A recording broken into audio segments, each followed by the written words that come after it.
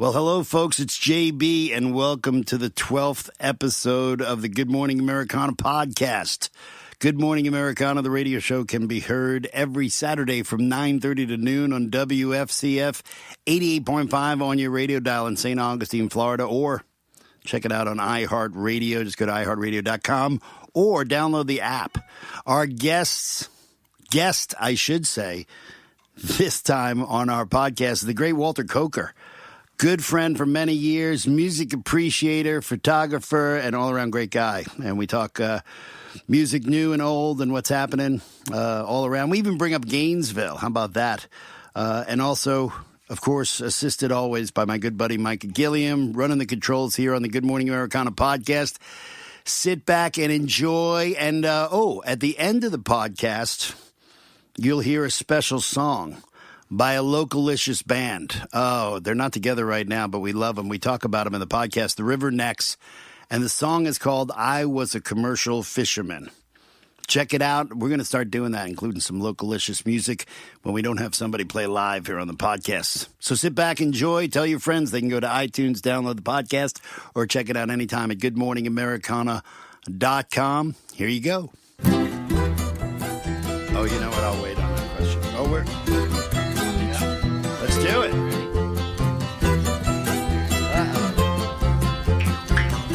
I always wanted to do Juice Heart, man. This is great. Wait, it's not that time yet. It's gonna be it. Here we go. Here we go.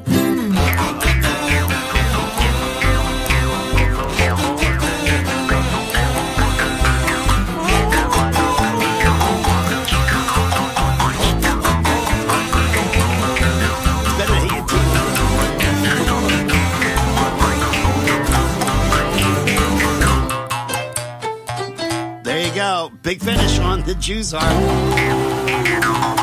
Oh, that's not just a Jews harp. That is a Indonesian wooden Jews harp. That ought to sound good. It's JB, everybody. It is the Good Morning Americana podcast, episode number 12, right here in the Goondock studio, otherwise known as Colton McKenna's old bedroom. Yeah. Wow. And now the home of the guy spinning all the knobs, my buddy Micah Gilliam, the co-host. Master. The Knob Master. I love that. The Knob Man. Our guest for episode number 12. We're changing the format. As you can see, we started off with the Filipino box spring hawk. No, it's an Indonesian wooden Jews harp. Get your Southeast Asian countries right. Wooden kazoo harp. Hey, my daughter lives in Hong Kong, and when there was a tsunami in Japan, everybody wanted to know if she was all right. Oh, all right? Including you. Yeah, no, I knew she's okay, and I said, you suck at geography, Mr. Jones. No, it's Walter Coker, that other voice you hear, longtime buddy of mine, longtime appreciator of the Good Morning Americana radio show. That's right. And photographer extraordinaire, retail-yay. How do you say that? Retailer? Retail-yay? That sounds good. That's like I French. like that. Yeah, let's go with That's that. good. Very good. And actually, he's the one who gave us the brand new wooden Jews harps. And I always wanted to play the D-bag rag with a Jews harp. I used to say that. So, Walter, thanks for making. I could fulfill one of your dreams. Yeah, make a wish. Yeah. Micah, we had to give Micah a primer. There's not too many musical instruments that Micah Gilliam doesn't know how to play. Yeah, me teaching somebody else how to play something. Bingo. Wind is not my thing. Is that your thing? I can't whistle.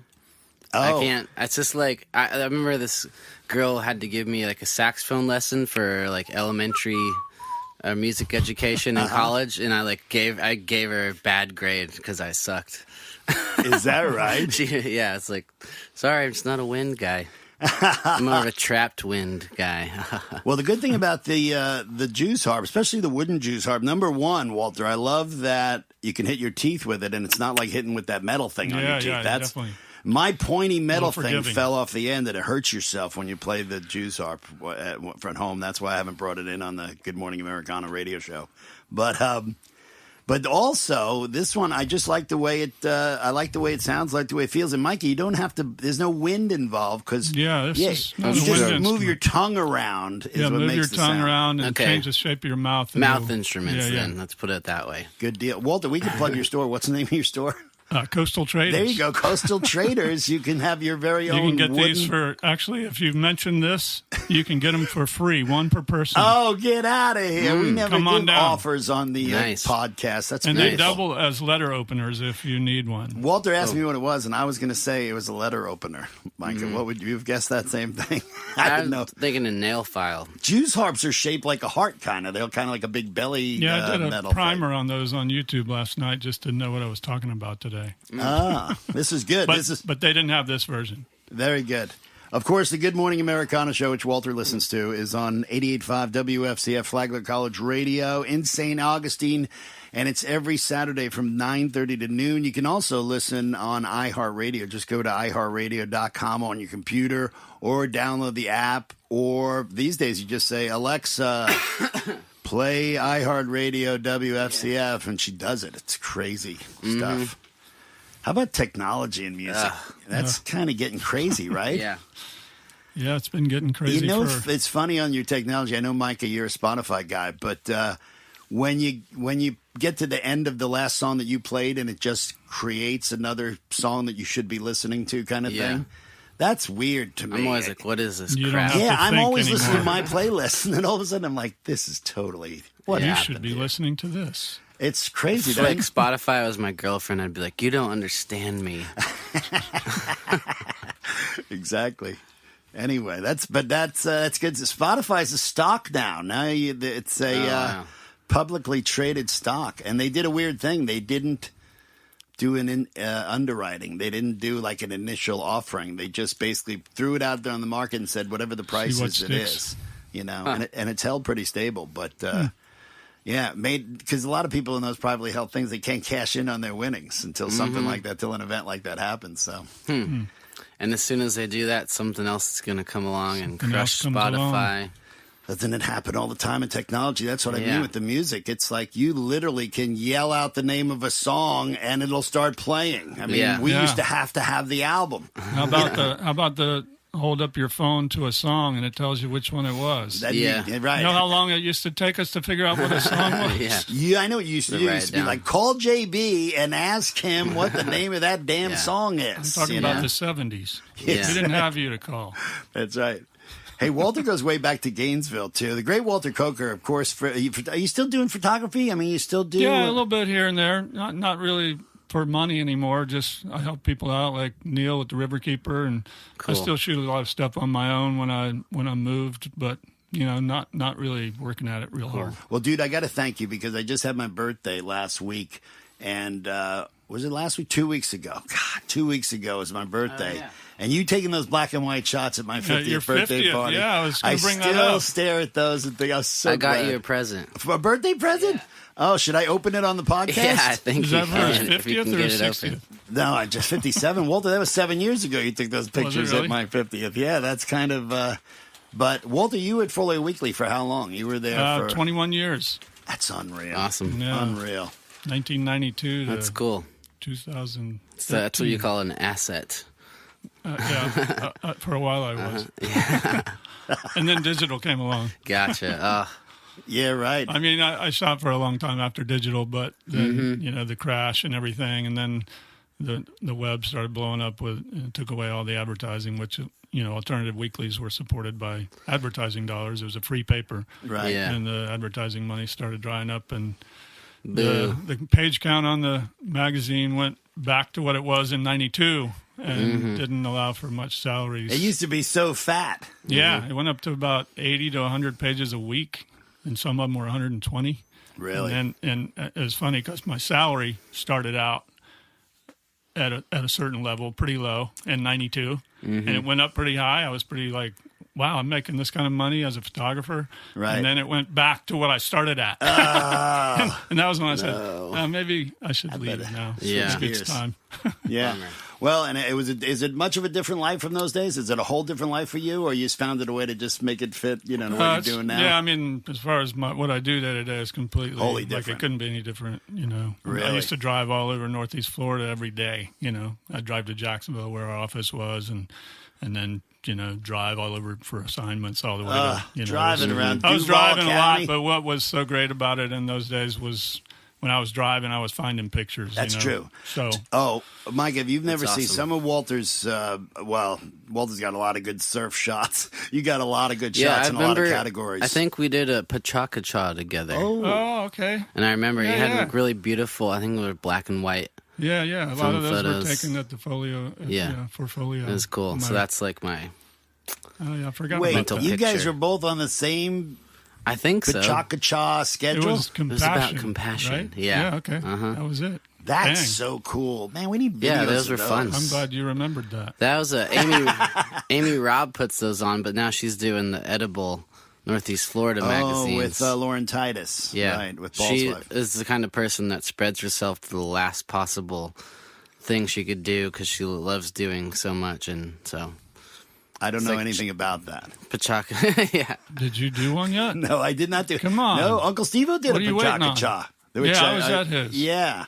Nice. It's on At his. Friday night. I think they do it when I do the radio show. I think that's been one of them. Wasn't it I on a think Friday? they have it on random nights. Oh, I right? think I the don't one know time, if I think they've when had Uncle them for a Steve-O was while. there, it was something where I had a conflict. I think they try to do it during weeknights because they like to, keep it, Hey, why don't you accessible. explain what Chill. that is? We have when people, nobody knows what that is, and here we are talking about it. But who can either It's one of like- you guys give it it a was- shot at it? I think it Pachaka Cha? originated Don't try to spell it. because I think Pachaka Cha means chit chat in Yeah. Chinese or something, and it Japanese, originated because people were doing these grandiose long presentations, and they're like, let's make a format where people cut to the chase. I think Yeah. it's like 5 minutes. It's 20 Yeah. images and 20 seconds on each one, Right. Yeah. the way I remember it. Yeah, like and the so format. you put Great up 20 stuff. images That's and you just- talk about them or whatever, and just have so you got to be short and concise and to the point and I didn't talk very much. Yeah. I just like my pictures. Yeah, right. Well, But I was cool. terrible. Hey, if I'm- anybody can do with his pictures, Walter can. Yeah, for sure. that's what I was hoping for, but there were still long periods of dead silence. No, that's cool. Hey, let's not to plug. We do shameless plugs at the end, but do you still have a website for the photography stuff? Do you still have stuff? I where people never really look at? have had Never one. had one? I'm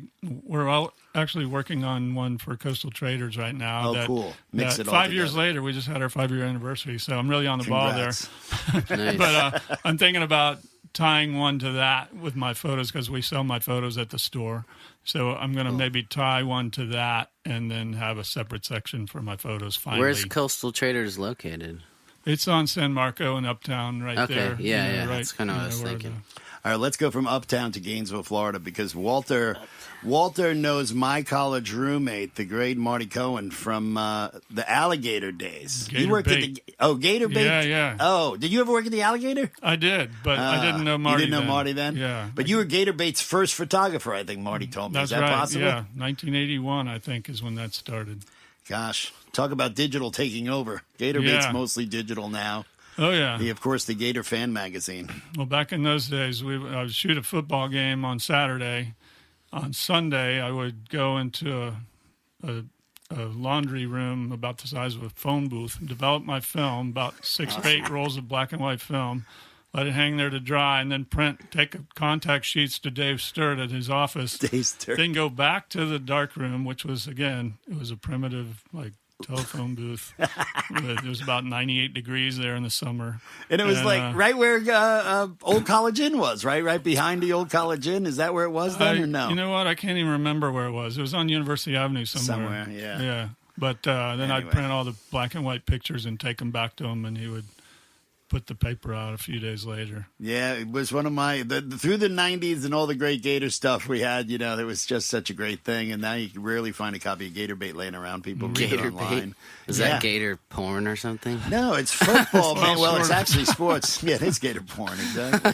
Hey, but I want to go back to the 1970s and you in Gainesville and stuff, because I remember I did the Big Rock show. This has got to be 6 months or more ago, but I played Molly Hatchet.